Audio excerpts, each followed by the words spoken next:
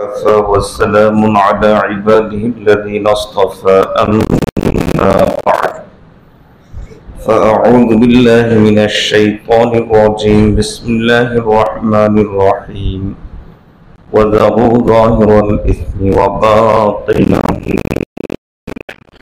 بارك الله لنا ولكم في القرآن العظيم ونفعنا به أستغفر الله لي ولكم ولسائر المسلمين إنه هو الغفور الرحيم اللهم صل على سيدنا محمد وعلى آل سيدنا محمد وبارك وسلم সমস্ত প্রশংসা আল্লাহ তাআলার জন্য। আল্লাহ তাআলা আমাদেরকে আজকেও এখানে আল্লাহর জন্য কিছু সময় বের করে ইসলাহের নিয়তে নিজেদেরকে সংশোধন করার উদ্দেশ্যে বসার তৌফিক দান করেছেন। এজন্য আমরা অন্তঃস্থল থেকে আল্লাহ তাআলার শুকর আদায় করি, আলহামদুলিল্লাহ। রমজান তো শেষ হয়ে যাচ্ছে,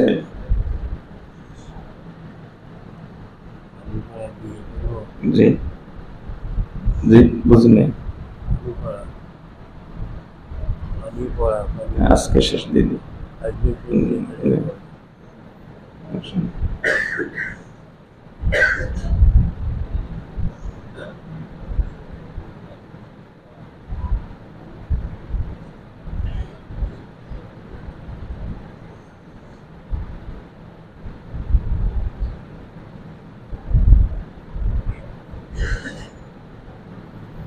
রমজান শেষ হয়ে যাচ্ছে, কিছু যুবক ভাই আলহামদুলিল্লাহ আল্লাহ তাআলা লাখ কোটি শুকর এসে জানাচ্ছেন যে আলহামদুলিল্লাহ দিনের পরিবেশ পেয়েছি, এখন গুনাহমুক্ত জীবন যাপন করতে মনে চায়, কিন্তু গুনার পরিবেশে চলে যাব, কেমন কি করব? আমার ধারণা এই জিজ্ঞাসাটা আমাদের প্রত্যেকের অন্তরে কম বেশি আছে। যে একটা সুন্দর পরিবেশে ছিলাম, এখন তো চলে যাচ্ছে গুনার পরিবেশে, কেমনি কি করা? এজন্য কিছু পরামর্শ দিব গুনার পরিবেশে নিজেকে গুনামুক্ত রাখার। এটা একটা চেষ্টা, আমরা চেষ্টাগুলো করে যাব ইনশাআল্লাহ। আল্লাহ তৌফিক দান করুন।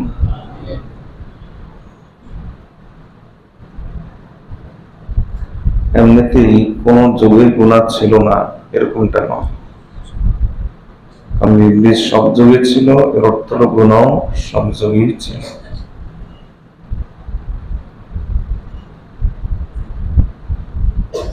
দ্বিতীয় বিষয় হলো গুনার পরিবেশ যদি না থাকে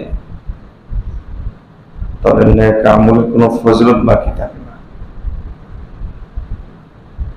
কারণ দিনের মূল্য বেশি কেন? রাতের কারণে। হকের মূল্য বেশি কেন? বাতিলের কারণে। আলোর মূল্য বেশি কেন? অন্ধকারের কারণে। এলেমের মূল্য বেশি কেন? মূর্খতার কারণে। আমলের মূল্য বেশি কেন? গুনার কারণে। বিপরীত গুনাহ আছে, অন্যথা এত তুলনা করা যেত না, তাহলে মূল্য বাড়ত না। তৃতীয় বিষয় হলো এই যে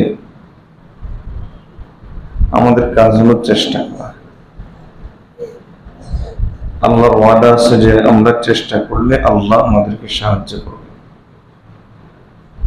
ওয়ালাউ জাহাদু ফিনা লানাহদিয়ান্নাহুম সুবুলানা।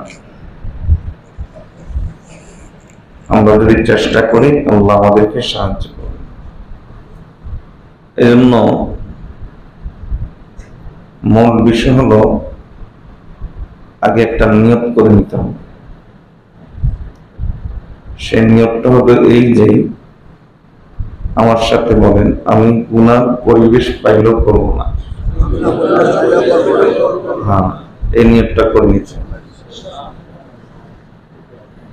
এই নিয়তটা করলেন, এর অর্থ হলো ভিত্তি রেখে দিলেন, ভিত্তি প্রস্তর আপনি রেখে দিলেন। গুণামুক্ত জীবনের, নতুন জীবন গঠনের ভিত্তি প্রস্তর শুরু। এ দিয়ে আমি গুনার পরিবেশ পেল গুণা।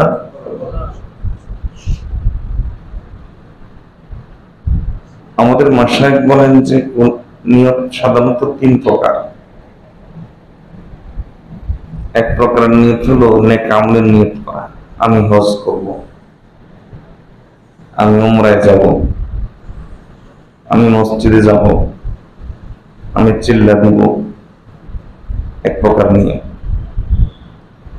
আরেক প্রকারের নিয়ত হলো গুনাহ ছেড়ে দেওয়ার নিয়ত করা, মানে তওবা করা, নিয়ত করা যে আমি এই গুনাহ করব না, আল্লাহর সাথে আমি কমিটমেন্ট করব। এটা হলো দ্বিতীয় প্রকার নিয়ত। আর প্রকার নিয়ত হলো এই নিয়ত করা, এটাকে হিম্মত বলে। এই নিয়ত করা যে আমি গুনার পরিবেশ পেলেও গুনাহ করব না, গুনার সুযোগ পাইলেও আমি গুনাহ করব না। মাশায়েখ বলেন যে সবচাইতে উত্তম নিয়ত হলো এই নিয়ত, যে আমি গুনার সুযোগ পেলেও গুনাহ করব না। এটা হলো সবচাইতে উত্তম নিয়ত। আমরা তো নিয়ত বলতে শুধু নেক আমলের নিয়ত শুনেছি। নেক আমলের নিয়ত একটা করলে আপনি আমল করার আগেই একটা সওয়াব পেয়ে যাচ্ছেন। তাহলে গুনাহ ত্যাগ করার নিয়ত করলে আল্লাহ তাআলা আপনাকে তার ওলি বানিয়ে দিবেন। ওলি রাসূলুল্লাহ সাল্লাল্লাহু আলাইহি ওয়াসাল্লাম বলেন, ইত্তাকিল মাহারিমা তাকুন আ'বাদান নাস। গুনাহ থেকে বেঁচে থাকো, তুমি আল্লাহর ওলি হয়ে যেতে পারো। তাহলে একটা নিয়ত হলো এই নিয়ত করা যে গুনার পরিবেশ পেল আমি গুনাহ করব না। হযরত আব্দুল্লাহ ইবনে মুবারক রাহমাতুল্লাহ আলাইহি বলেন, রুব্বা আমালিন সাগীরিন তুকাসসিরুহু নিয়্যাহ ওয়া রুব্বা আমালিন কাসীরিন তুসাগগিরুহু নিয়্যাহ। অনেক আমল বড় বড়, কিন্তু নিয়তের অভাবে ওই আমলটার কোনো মূল্য থাকে না, ছোট হয়ে যায়। আর আমলটা খুব ছোট, কিন্তু নিয়তের কারণে আমলটা অনেক গুণে বড় হয়ে যায়। নিয়ত অনেক গুরুত্বপূর্ণ বিষয়। হাদিসে এসেছে রাসূলুল্লাহ সাল্লাল্লাহু আলাইহি ওয়াসাল্লাম বলেন যে কোন ব্যক্তি যদি কোন নেক আমল নিয়ত করে, এরপরে ফালাম ইয়ামালহা, নেক আমলটা করার সুযোগ পায় নাই, কাতাবাহুল্লাহু ইনদাহু হাসানাতান কামিলা, আল্লাহ তাআলা তার আমলনামে পরিপূর্ণ একটা নেক আমলের সওয়াব দিয়ে দেন। আর যদি সে নেক আমলের সুযোগটা পেয়ে যায়, তাহলে আল্লাহ তাআলা তার আমলনামায় কমপক্ষে 10টা আমলের সওয়াব দেন, ইলা 700 দিরফিন ইলা আদআফিন কাসীরা। এই 10কে আল্লাহ তাআলা লালন পালন করেন, পরিচর্যা করেন, যত্ন নেন, নিতে নিতে আল্লাহ তাআলা এটা 700 গুণ এবং অগণিত অসংখ্য গুণ পর্যন্ত বাড়াতে থাকেন। অপরদিকে ওয়াইন হাম্মা বিসাইয়্যাতিন, নেক আমল নিয়ত করলে নেক আমল সব। কারণ কেউ গুনার নিয়ত যদি করে, তাহলে নিয়ম অনুযায়ী তো এক গুনার অপরাধ লিখে দেওয়ার কথা বিপরীতে, কিন্তু আল্লাহ এমনটা করেন না। বরং আল্লাহ তাআলা এই যে গুনার নিয়ত করেছে, পরে সে গুনাহ করেন নাই, এর জন্য কাতাবাহুল্লাহু তাআলা ইনদাহু হাসানাতান কামিলা, আল্লাহ তার জন্য একটা পরিপূর্ণ নেক আমলের সওয়াব দিয়ে দেন। দেখছেন, গুনাহ হলো আগুন। হযরত মুফতি শফি রাহমাতুল্লাহ আলাইহি বলেন, গুনাহ হলো আগুন, আগুন ধ্বংসের, আগুন ছাড়া আবার কামও হয় না, আগুন ছাড়া ভাত হয় না, আগুন ছাড়া বিল্ডিং হয় না, কিছুই তো হয় না আগুন ছাড়া। তো গুনাহ হলো আগুন। আবার গুনাহ না হলে বান্দার মর্যাদা আল্লাহর কাছে পায় না। তাই বলে গুনাহ করবো না, তাই বলে কি গুনাহ করবেন না? গুনাহ হয়ে যাবে। থানবী রহমতুল্লাহর কাছে হাকিমুল উম্মত, ওনার কাছে এক লোক আসলো, এসে বললো যে হযরত গুনাহ তো हो ही जाता है, क्या करूं? हजरत गुनाह तो हो ही जाए, की करबो? हजरत बोले लेकिन तुम शैतान भी तो नहीं है कि गुनाह करना ही पड़ेगा। তুমি তো শয়তান না যে তোমাকে গুনাহ করতেই হবে। এজন্য গুনাহ হওয়া এটা মুমিনের বৈশিষ্ট্য, গুনাহ হয়ে যাবে। আর গুনাহ করা এটা শয়তানের বৈশিষ্ট্য। আমরা গুনাহ করি, গুনাহ আমাদের হয় কম, গুনাহ হয়ে যেতে পারে, গুনাহ হয়ে যাওয়া এটা স্বাভাবিক। কিন্তু বান্দা যখন গুনাহ থেকে তওবা করে তখন আল্লাহ তাআলা ওই গুনাহ তো মিটিয়ে দেন। উলাইকা ইউবাদদিলুল্লাহু সাইয়্যাতিহিম হাসানাত, আল্লাহ ওই গুনাহ মিটিয়ে দিয়ে আল্লাহ তার নেক আমল ওই জায়গাতে আল্লাহ বহু বহু গুণে নেক আমল লিখে রেখে দেন। তাহলে গুনাহ ক্ষতিকর, গুনার কমপক্ষে বহু ক্ষতি আছে, কিন্তু কমপক্ষে গুনার ক্ষতি হলো 4টা। অনেকগুলো ক্ষতি আছে, কিন্তু কমপক্ষে ক্ষতি কয়টা বলেন? 4টা। 1 নম্বর ক্ষতি হলো গুনার কারণে নেক আমল থেকে মাহরুম হওয়া। দোকানে বসে আড্ডা দেওয়ার সময় পায়, নামাজে আসার সময় পায় না। কারণ কি? ফেসবুক। রাতের 11টার ফেসবুক, 12টার ফেসবুক। দেখা যাচ্ছে যে ঘন্টার পর ঘন্টা ইউটিউবিং আর গুগলিং করার সময় পায়, কিন্তু 10 মিনিটের জন্য মসজিদে আর সময় পায় না। কেন? গুনাতে যে সে জড়িয়ে গেছে। কেউ অসুস্থ হলে দোকান বন্ধ করার সময় পায়, এখন দোকান বন্ধ কেন, কি করব, ছেলে তো হাসপাতালে, বউ তো হাসপাতালে, কিন্তু নামাজের জন্য 10 মিনিট দোকান বন্ধ করতে পারে না। কি জন্য? গুনাহ। আজমা'আল আরিফুন আন্না আসকাল ইনতিকাসা যুনুবুল খালাওয়াত।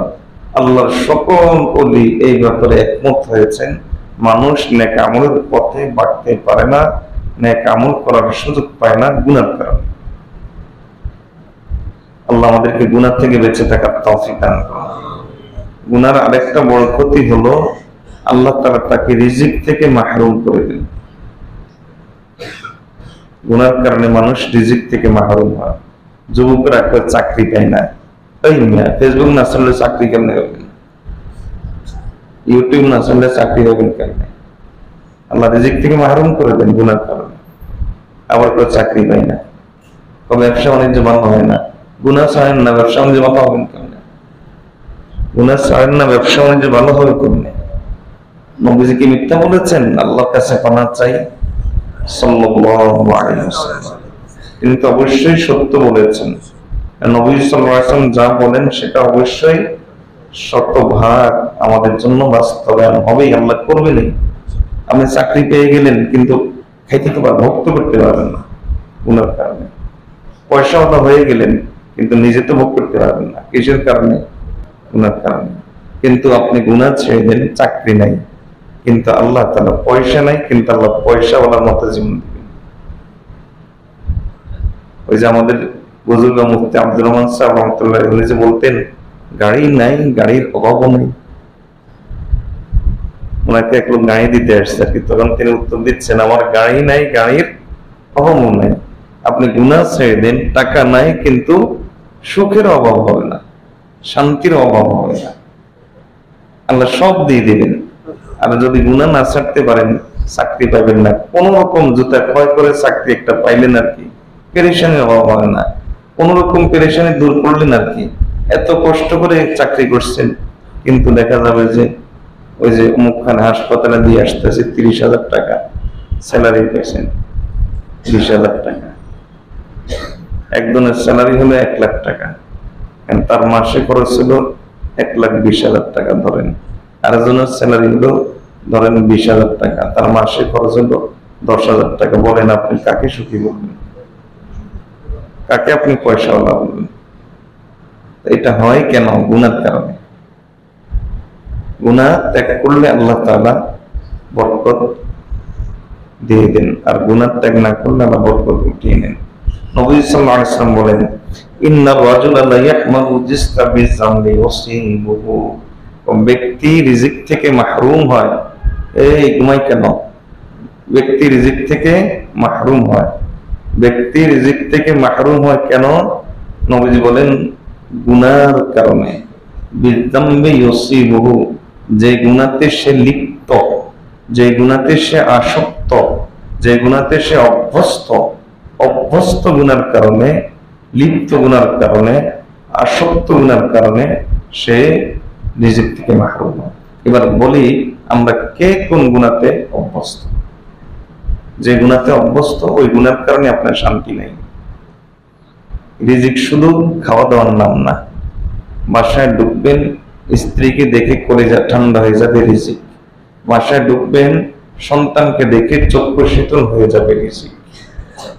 আর বাসায় ঢুকবেন, মেজাজ কিটকিট হয়ে গেছে, মনে হয় যেন 2-4-5টাকে পিঠে এখানে সরাই ফেলি।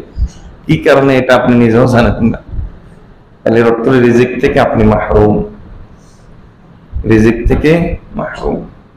তো রিজিক শুধু টাকা পয়সার নাম না, রিজিক অনেক কিছু, অনেক কিছু। সবচাইতে বড় রিজিক কি জানেন? সবচাইতে বড় রিজিক হলো আল্লাহর সন্তুষ্টি। আল্লাহ কিয়ামতের দিন বান্দাকে এই কথা বলে দেওয়া, বান্দা আমি তোমার উপর সন্তুষ্ট। এটা হলো সবচাইতে বড় রিজিক। রিজিক অনেক বড় জিনিস। আল্লাহ আমাদেরকে রিজিক দ্বারা আমাদেরকে ভরপুর করে দিন সকলে, আমিন।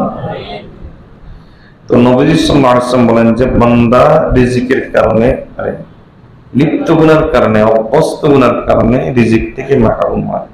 গুনার 4 নম্বর ক্ষতি, গুনার 4 নম্বর ক্ষতি হলো গুনার কারণে মুখস্থ শক্তি কমে যায়, মেধা শক্তি কমে যায়।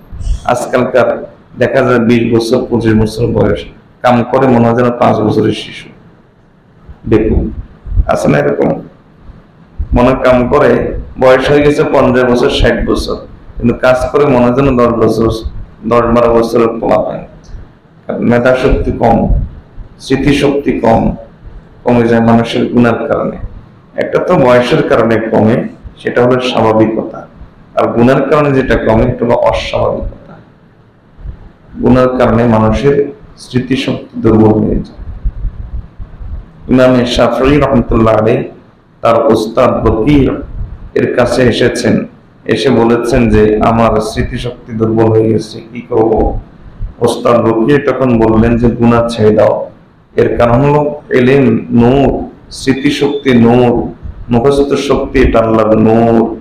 আল্লাহর এই নূর আল্লাহ তাকেই দান করেন যে নূর ধরে রাখতে পারে। তো উনি কবি ছিলেন, তো ইমাম শাফিঈ আবার কবি ছিলেন, এজন্য তিনি ওস্তাদের এই ঘটনা কবিতা আকারে লিখে রেখেছেন, ডায়েরি করে রেখেছেন। শাকাউতু ইলা ওয়াকিরিন সুআ ইউজি ফাআরশাদানি ইলা তারকিল মাআসি ফাইন্নাল ইলমা নূরুম মিন ইলাহি ওয়া নূরুল্লাহি লা ইউতা বিআসি। আমি আমার ওস্তাদ বকিরের কাছে অভিযোগ করলাম আমার মেধা কম। তখন আমার ওস্তাদ বলল গুনাহ ছেড়ে দাও, কারণ ইলম হলো আল্লাহর নূর, আর আল্লাহর নূর কোনো গুনাহগারকে দেন না। তাহলে গুনার কারণে স্মৃতিশক্তি কমে যায়, স্মৃতিশক্তি কমে যায়। আর আল্লাহর বান্দা এই উম্মতের মধ্যে এমন মেধাবীও ছিল যে রূহের জগতে কি কথাবার্তা হয়েছে, আল্লাহু আকবার, রূহের জগতে কি কথাবার্তা হয়েছে দুনিয়াতে এসে বলে যে আমার তো মনে আছে, কানে আছে। কি পরিমাণ মেধাবী ছিল বলেন, কি পরিমাণ। ইমাম শামসুদ্দিন জাহাবী রাহমাতুল্লাহ আলাইহি তিনি বলেন রূহের জগতের কথাবার্তা আমার কানে এখনো আছে। কি পরিমাণ মেধাবী ছিল। আল্লাহ তাআলা এই উম্মতের মধ্যে এরকম মেধাবী তৈরি করেছেন, গুনাহ থেকে মুক্ত থাকলে এখন আল্লাহ তাআলা তৈরি করবেন। আল্লাহ আমাদেরকে গুনাহ থেকে মুক্ত থাকার তৌফিক দান করেন। বাবা মায়ের ওই সন্তান মেধাহীন হয়, মেধা কম থাকে, যে সন্তান জন্ম নেওয়ার আগে বাবা মা বেশি গুনাহ করছে। যাদের একাধিক সন্তান আছে একটু জীবনটা পিছনে তাকিয়ে একটু হিসাব করলে দেখবেন যে এই সন্তানটার মেধাটা কম কেন, তো তখন দেখবেন যে ওই সময় অমুক গুণাটাতে অভ্যস্ত ছিল। আল্লাহ আমাদেরকে, অথবা মায়ের প্রভাবটা বেশি পড়ে, অথবা মা অমুক গুণাতে অভ্যস্ত ছিল। এটা হলো গুনার একটা ক্ষতি। গুনার আরেকটা ক্ষতি হলো এই যে গুনার কারণে আল্লাহ তার রহমত থেকে দূরে সরিয়ে দেন। আল্লাহ গজবের ভিতরে থাকতে হয় গুনার কারণে। আল্লাহ আমাদেরকে সব ধরনের গুনাহ থেকে বেঁচে থাকার তৌফিক দান করুন। তো এজন্য নিয়ত করেন, এখন থেকে নিয়ত করেন, আমি গুনাহ, বলেন না, গুনাহ পরিবেশ পেল গুনাহ করবো না, গুনার সুযোগ পেল গুনাহ। যুবকরা আমরা রাজি আছি তো ইনশাআল্লাহ? ইনশাআল্লাহ চাকরি খোঁজা লাগবে না, চাকরি আপনাকে খুঁজবে। ক্যারিয়ার খোঁজা লাগবে না, ক্যারিয়ার আপনাকে খুঁজবে। শান্তি খোঁজা লাগবে না, শান্তি আপনাকে খুঁজবে। আল্লাহ আমাদেরকে তৌফিক দান করুন। তাহলে আমরা বাইরের পরিবেশে গেলে আমাদের প্রথম কাজ হলো আগে মনের দিক থেকে হিম্মত আনতে হবে। হিম্মত যদি সম্ভব হয় প্রতিদিন আপনি সকালে ফজরের পরে এই নিয়তটাকে আবার পাকাপোক্ত করে নেবেন, আবার এই নিয়তটাকে দোহরিয়ে নেবেন। এটাকে আবার বলবেন যে আমি আজকের দিনে গুনার পরিবেশ পেল গুনাহ, তাহলে আল্লাহর কাছে আপনি শক্তিশালী মুমিন হতে পারবেন। রাসূলুল্লাহ সাল্লাল্লাহু আলাইহি ওয়াসাল্লাম বলেন, আল মুমিনুল কাবিয়্যু আহাব্বু ইলাল্লাহি মিনাল মুমিনিদ দাঈফ। শক্তিশালী মুমিন আল্লাহর কাছে দুর্বল মুমিনের চাইতে অধিক প্রিয়। আমরা শক্তিশালী মুমিন তো হব তো ইনশাআল্লাহ। ও মর্দ नहीं जो डर जाए हालात की खूनी नजर से, जिस दौर में जीना मुश्किल है उस दौर में जीना लाजिम है। সে কিসের মধ্যে মুমিন যে পরিবেশ দেখে ঘাবড়ে যায়? পরিবেশকে আমি নিয়ন্ত্রণ করব, আমাকে কেন পরিবেশ নিয়ন্ত্রণ করবে?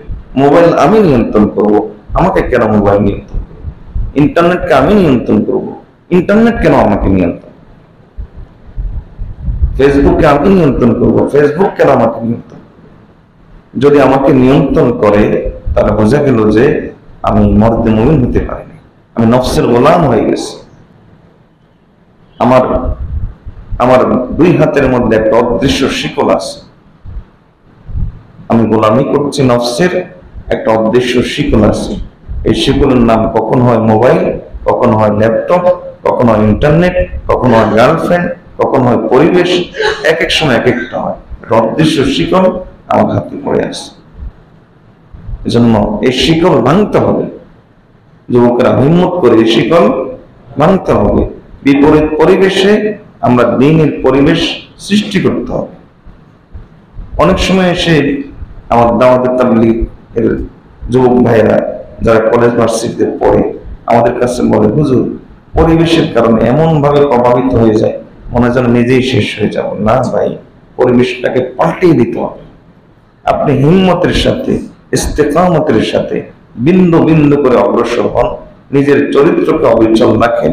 তারাও যদি মেয়ে আর ছেলে একসাথে গ্রুপ আড্ডা দেয়, আপনিও দিলেন, তাহলে তার মধ্যে আপনাদের পার্থক্যটা কি রইল? সেও একটা মেয়ের সাথে দাঁড়িয়ে দাঁড়িয়ে রাস্তায় হেসে হেসে কথা বলে, আর আপনিও কথা বললেন, তাহলে পার্থক্যটা কি হলো? কি পার্থক্যটা রইল? আপনি আপনার চরিত্র আদর্শ ধরে রেখে ইস্তিকামতের সাথে চলেন। আমি আপনাকে কথা দিচ্ছি, মসজিদে বসে আমি আপনাকে নিশ্চয়তা দিচ্ছি, আপনি মানুষকে, আপনার ছাত্র ভাইদেরকে এভাবে দিন দিতে থাকেন, কসম আল্লাহ একদিন তারা আপনাকে দিল দেওয়া শুরু করবে। আল্লাহ কসম, তারা একদিন আপনাকে দিল দেওয়া শুরু করবে। আল্লাহ আমাদেরকে তৌফিক দান করুন। পারবো তো ইনশাআল্লাহ? তাহলে কি করতে হবে বলি? হিম্মত। পরিবারের মধ্যে গুনার পরিবেশ, হিম্মত করতে হবে। হিম্মত করতে হবে যে আমি, আচ্ছা যদি আমার বাসায় এই টেলিভিশনটা না থাকে, বলেন তো বাসায় কি দুর্ভিক্ষ আসবে? বলেন না, দুর্ভিক্ষ আসবে না? ছাদ ভেঙে পুরো বাসা ধ্বংস হয়ে যাবে না? সুনামি চলে আসবে বাসায়, সুনামি এসে সব ধ্বংস করে দিবে, এরকম কিছু? তাহলে কি জন্য আমি এটা ধরে রাখলাম ভাই? কেন এটা ধরে রাখতেছি? বাসার পরিবেশ ঠিক করে। ফিতনার জমানা, ফিতনার জমানা, আল্লাহর কাছে পানা চাই। হয়তো আপনার ছেলে মেয়ে আপনার কথা কিছু শুনছে, কারণ আপনি কিছু দিনের আলো পাচ্ছেন, আপনার ছেলে কিছু আলো পাচ্ছে, কিন্তু এই পরিবেশ চলতে থাকলে এটা বাকি থাকবে না, বাকি থাকবে না। সন্তানের কাছে বাবা পরিচিত হয়ে যাবে, বাবার কাছে সন্তান পরিচিত হয়ে যাবে, যেমনটা ইউরোপ আমেরিকাতে হচ্ছে, যেমনটা ইউরোপ আমেরিকাতে হচ্ছে। ওই পরিবেশ আসার আগেই এই পরিবেশকে লাথি মারে। এই পরিবেশ যে সমস্ত জিনিসের মাধ্যমে আসে, ওগুলো আসার আগে এগুলোকে লাথি মারে। হিম্মত করতে পারবো তো ইনশাআল্লাহ? বলেন হিম্মত করছি তো ইনশাআল্লাহ? আল্লাহ আমাদেরকে তৌফিক দান করুন। আপনি এখানে যে 8-10 দিন কিয়ামুল লাইল করেছেন, রাতের সারা রাত কান্দাকাটি করেছেন, ইবাদত করেছেন, এর চাইতে লক্ষ কোটি গুণ বড় ইবাদত হবে যদি বাসায় গিয়ে টেলিভিশনটাকে ভেঙে ফেলতে পারে। এর চাইতে লক্ষ কোটি গুণ বেশি বড় ইবাদত হবে যদি বাসায় গিয়ে তালিমের পরিবেশ, দ্বীনের পরিবেশ চালু করতে পারেন। এর চাইতে লক্ষ কোটি গুণ বড় ইবাদত হবে যদি আপনি হেদায়েতের পরিবেশ বাসায় চালু করে দিতে পারেন। এর চাইতে লক্ষ কোটি গুণ বড় ইবাদত। এবার বলেন তো, আপনি এই 10 দিন ইবাদতের জন্য যে মেহনতটা করেছেন, বাসার হেদায়েতের জন্য এর 10 ভাগের 1 ভাগ মেহনত করছেন। আপনি যে কান্নাটা এখানে কেঁদেছেন আল্লাহর কাছে এই 10 দিন, বাসার হেদায়েতের জন্য কয়দিন আল্লাহর কাছে এরকম কেঁদেছেন? কয়দিন আল্লাহর কাছে বাসার হেদায়েতের জন্য কেঁদেছেন? তাহলে আমরা বাসার পরিবেশ পাল্টানোর জন্য হিম্মত করবো, করবো তো ইনশাআল্লাহ? আল্লাহ তৌফিক দান করুন। দ্বিতীয়ত, অজুরত থাকা। আপনি যদি অজুরত থাকেন তাহলে ইবলিস যতই ছাড়া পাক আপনাকে কিন্তু সে কাজ করতে পারবে না। কারণ অজু হলো মুসলমান ইমানদারের জন্য একটা হাতিয়ার। অজু হলো একটা জাহিরি মাধ্যম, বাহ্যিক মাধ্যম, বাতিনকে পরিষ্কার করা। বুঝতে পারিনি? অজু হলো একটা বাহ্যিক মাধ্যম, কিসেকে পরিষ্কার করা? বাতিন, অন্তরকে পরিষ্কার করা। হাদিসে এসেছে রাসূলুল্লাহ সাল্লাল্লাহু আলাইহি ওয়াসাল্লাম বলেন, মান তাওয়াদ্দাআল ওযুআ ফাআহসানাল ওযু।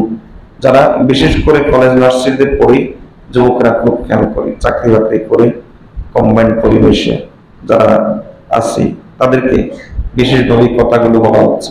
অজুরত থাকবেন, অজুরত থেকে ভার্সিটিতে যান, কলেজে যান, অফিসে যান, দেখবেন যে আল্লাহ আপনাকে গুনাহ থেকে হেফাজত করবেন। রাসূলুল্লাহ সাল্লাল্লাহু আলাইহি ওয়াসাল্লাম বলেন যে মান তাওয়াদ্দাআ ফাআহসানাল ওযুআ খারাজাত খাতায়াহু মিন জাসাদিহি হাত্তা তাখরুজা মিন তাহতি আযফারিহি। যে ব্যক্তি ওযু করবে, ভালো করে ওযু করবে, তাহলে তার গুনাহগুলো তার শরীর থেকে এমনকি নখের গোড়া থেকে বের হয়ে যায়। নখের গোড়া থেকে বের হয়ে যায়। তাই পরিবেশ কখনো পাবেন না, পরিবেশ তৈরি করে নিতে হয়। আপনি সবসময় গুনাহমুক্ত পরিবেশ পালে গুনাহ ছাড়বেন, আর গুনাহমুক্ত পরিবেশ না পেলে ছাড়বেন না।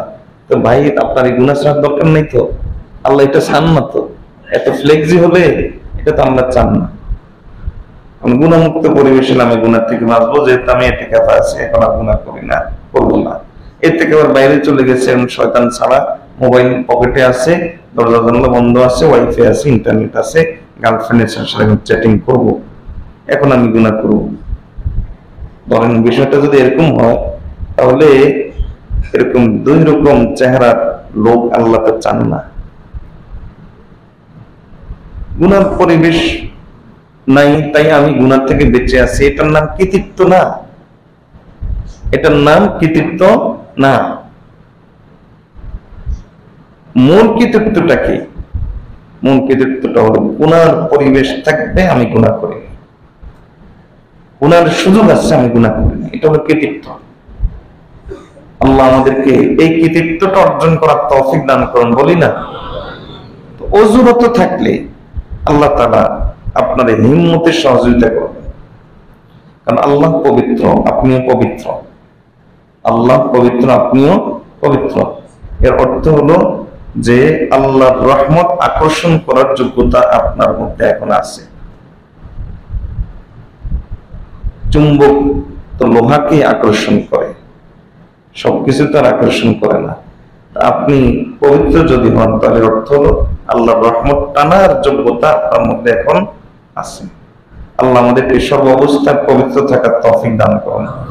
তাছাড়া যদি আপনি অজুরত থাকেন, অজু যদি সুন্নত তরিকায় করেন, পানি অপচয় না করে যদি সুন্নত তরিকায় করেন, তাহলে ইমাম জাইনুল আবদিন রাহমাতুল্লাহ আলাইহি নাম শুনছেন না?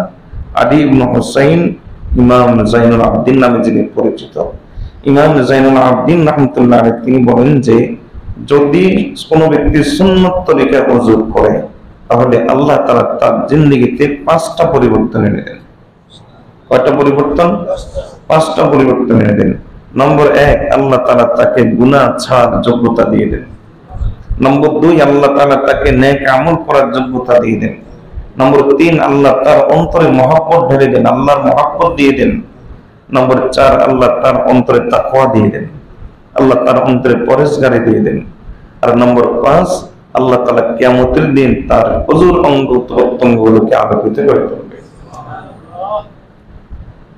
আল্লাহ আমাদেরকে তৌফিক দান করুন। ওনার ওযুর সময় কি অবস্থা হতে জানেন? ওযুর সময় তিনি অনেক সময় তার চেহারা ফ্যাকাশে হয়ে যেত, চেহারা ফ্যাকাশে হয়ে কম্পন দিয়ে, ঘুমিয়ে না, কম্পন দিয়ে, অনেকে ঘুমিয়ে না, কম্পন দিয়ে তিনি অনেক সময় পড়ে যেতেন। মাহমুদ ঘুমাইতে ঘুমাইতে পড়ে যেতেছে না, তিনি কম্পন দিয়ে পড়ে যেতেন। ঘুমিয়ে পড়ে যেতেন না কম্পন দিয়ে?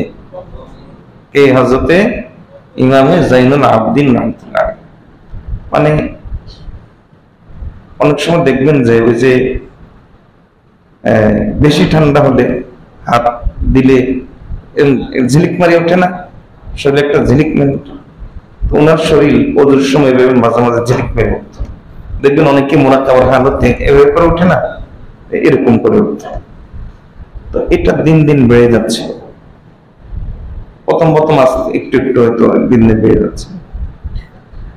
স্ত্রী মনে করলেন যে এটা রোগ, স্ত্রী বললেন যে আপনাকে ডাক্তারের কাছে নিয়ে যাই, ওযুর সময় আপনি এরকম করেন যে।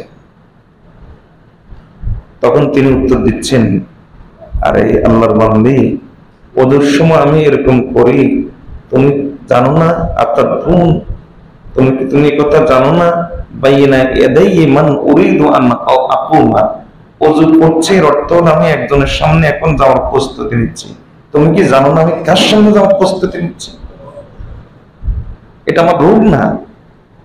তবে দিন দিন তার এই তাকওয়াটা বেড়ে গেছে, আল্লাহর এই ভয়টা তার অন্তরে তৈরি হয়েছে।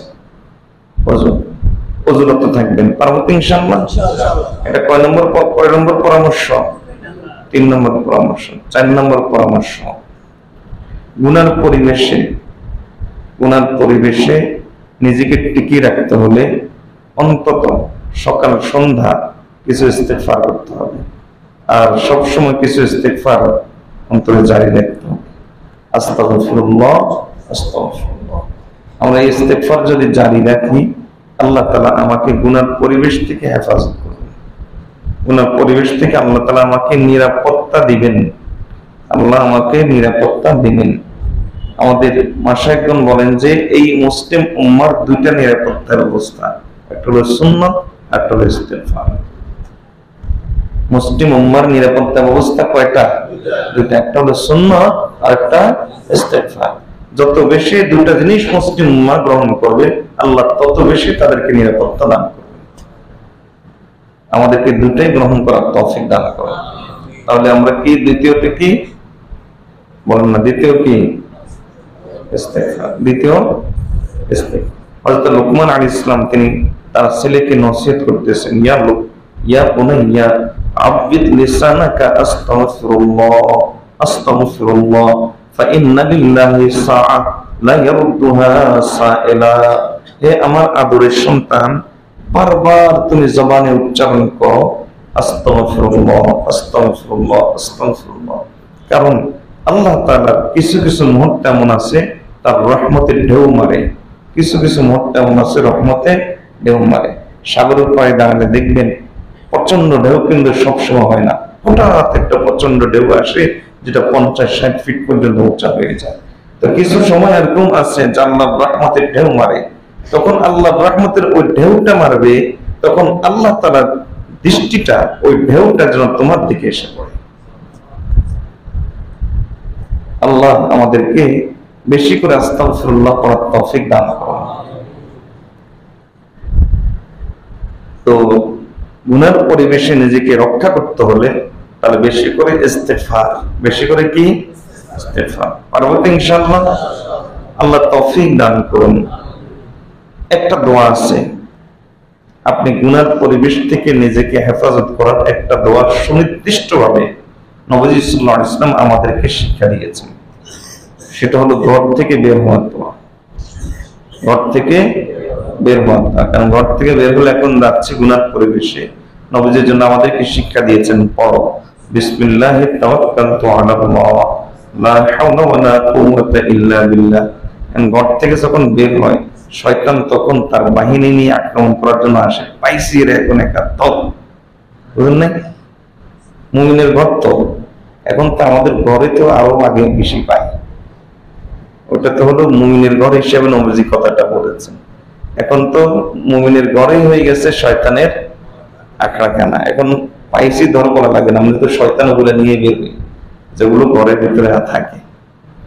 তো রাসূলুল্লাহ সাল্লাল্লাহু আলাইহি ওয়াসাল্লাম বলেন, শয়তান তার বাহিনী নিয়ে অগ্রসর হয়। কারণ এই বান্দা যখন বলে বিসমিল্লাহি তাওয়াক্কালতু আলাল্লাহ লা হাওলা ওয়ালা কুওয়াতা ইল্লা বিল্লাহ, তখন এটা শয়তানের জন্য এক প্রকার সাইলেন্ট বোম হয়। কোন প্রকার আওয়াজ নাই, কিন্তু অ্যাটমিক পাওয়ার এরকম একটা তৈরি হয়ে যায়, মধ্যে একটা শক্তি তৈরি হয়ে যায়। শয়তান এসে তখন একটা প্রচন্ড ধাক্কা খায়, প্রচন্ড ধাক্কা খেয়ে সে সরে যায়। তখন বলা হয় যে শয়তান শয়তান তার থেকে সরে যায়। আর তখন তার জন্য দোয়া করা হয়, ফেরেশতারা দোয়া করে যে হুদিতা হুফিতা ওয়াকিতা, আল্লাহ তোমাকে হেদায়েত দান করুন, আল্লাহ তোমার জন্য যথেষ্ট হয়ে যাক, আল্লাহ তোমাকে রক্ষা করে দেয়। শয়তান এই ধাক্কাটা খেয়ে সরে গিয়ে তখন একজন একজনকে বলে, এর পিছনে গিয়ে লাভ কি? এতে হেদায়েত প্রাপ্ত হয়ে গেছে, আল্লাহ যথেষ্ট হয়ে গেছে, এ তো পুরোপুরি আল্লাহ হয়ে গেছে, ওয়াকিত আল্লাহ তাকে বাঁচিয়ে নিয়েছে, তাহলে এর পিছনে পড়ে লাভ কি? চলো আমরা এর থেকে ভাগি। তাহলে আমরা শয়তান থেকে ভাগার জন্য এই দোয়াটা করব ইনশাআল্লাহ। ঘর থেকে বের হওয়ার সময় কি পড়বেন বলেন? বিসমিল্লাহি তাওয়াক্কালতু আলাল্লাহ লা হাওলা ওয়ালা কুওয়াতা ইল্লা বিল্লাহ। পারবেন না ইনশাআল্লাহ? আল্লাহ তৌফিক দান করুন।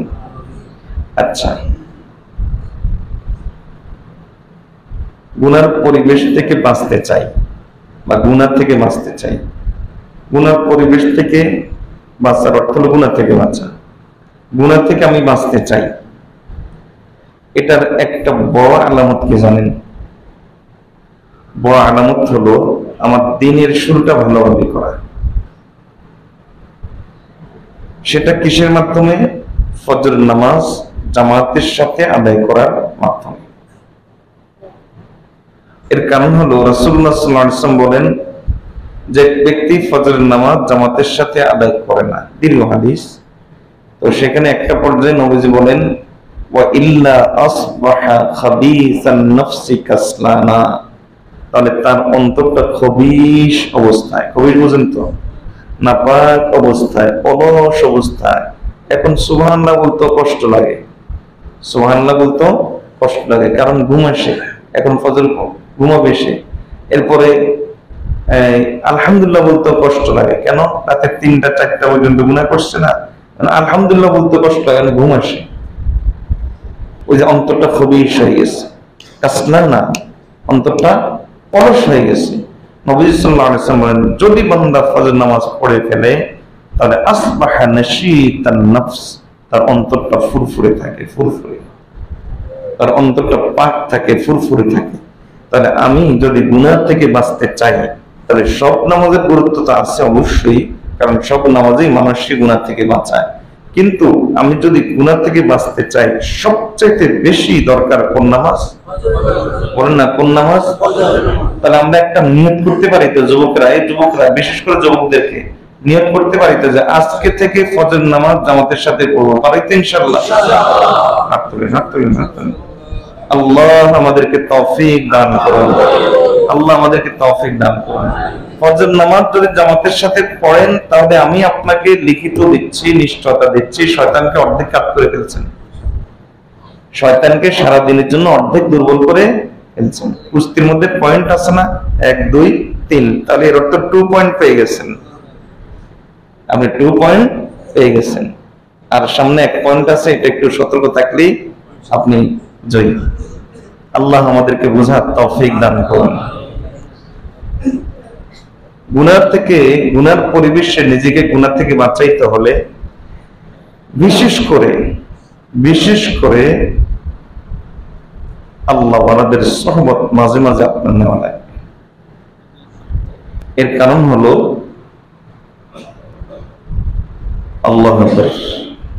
আল্লাহর সহবত এটা অনেক দামি জিনিস। আপনি 5 ওয়াক্ত নামাজ পড়েন, জামাতের সাথে পড়েন, সহবতের অভাব, তাহলে এই নামাজে আপনার রিয়া আসবে। নামাজে কি আসবে? রিয়া আসবে। আপনি দাওয়াতের তাবলীগ করেন কিন্তু সহবতের অভাব, তখন আপনি তাবলীগ করার সময় 2 মিনিট বলবেন দাওয়াতের কথা, 3 মিনিটে বলবেন আমার অমুক দেশে সফর, অমুক দেশে সফর। বুঝলেন না? 2 মিনিট বলে নিজের কথা, 3 মিনিটে ডেস্টিনির গল্প। তো এরকমই কিসের অভাব বলেন? কিসের অভাব? সহবতের অভাব। আপনি ধরেন তাহাজ্জুদ পড়েন, বলেন তাহাজ্জুদকে বিনা হিসাবে জান্নাতে যাওয়ার মতো শক্তিশালী আমল। এবং আমাদের মাশায়েখ বলেন যে ফরজ নামাজ নয়, ফরজ ইবাদত, তবে বহু ফরজের চাইতেও বেশি ফজিলতপূর্ণ একমাত্র ইবাদত তাহাজ্জুদ। ফরজ নয়, বিধানগতভাবে ফরজ নয়, তবে অনেক ফরজের চাইতেও বহু ফজিলতপূর্ণ একমাত্র ইবাদতের নাম কি? তাহাজ্জুদ। আপনি তাহাজ্জুদ পড়লেন কিন্তু সহবত নাই, তাহলে আমি আপনার জন্য আপনার তাহাজ্জুদ হবে তখন এই স্টাইলের, বুঝাইতে পারেন নাই? বুঝছেন না? আমি আপনার জন্য দোয়া করবো, আপনি আমার জন্য দোয়া করবেন। আমি আপনার জন্য দোয়া করবো, আপনার জন্য আমি তাহাজ্জুদের সময় দোয়া করবো। অর্থাৎ আপনি বুঝাইয়া দিলেন যে আমি তাহাজ্জুদ করিয়া থাকি, আমি যোগের আব্দুল কাদের জিলানী হইয়া গিয়াছি। এটা আপনি বুঝাইয়া দিলেন যে আমার নিকট অচিরে হইয়া আসিতে শুরু হইবে, আপনি বুঝাইয়া দিলেন। তাহলে কিসের অভাব বলেন? সহবতের অভাব।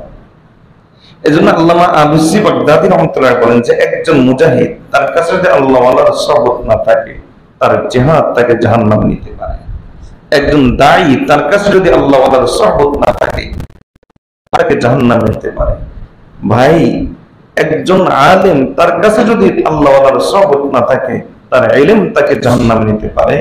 একজন তাহাজ্জুদ গুজার থাকে, তার তাহাজ্জুদ তাকে জাহান্নামে নিতে পারে। আর আমি আলেমও নয়, দায়ীও নয়, মুজাহিদও নয়, আমি কিছুই না, আল্লাহ ওয়ালার সহবত নাই, তাহলে কি পরিমাণ জাহান্নামে আছি,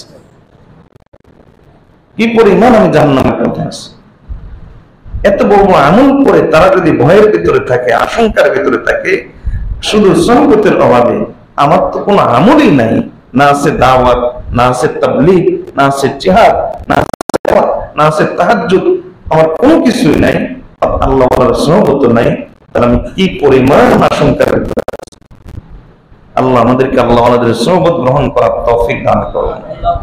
আল্লাহ ওয়ালাদের সহবত যদি আপনি নেন, ধরেন মাসে একবার গেলেন, সপ্তাহে 2 সপ্তাহ গেলেন, তাহলে দেখবেন যে সারা সপ্তাহে এই যে আপনার যখন গুনার পরিবেশে যাবেন, ওই গুনার পরিবেশে ওই সহবতটা আপনাকে উজ্জীবিত রাখবে, আপনাকে এটা জিন্দা রাখবে, আপনার দিল থেকে জিন্দা রাখবে।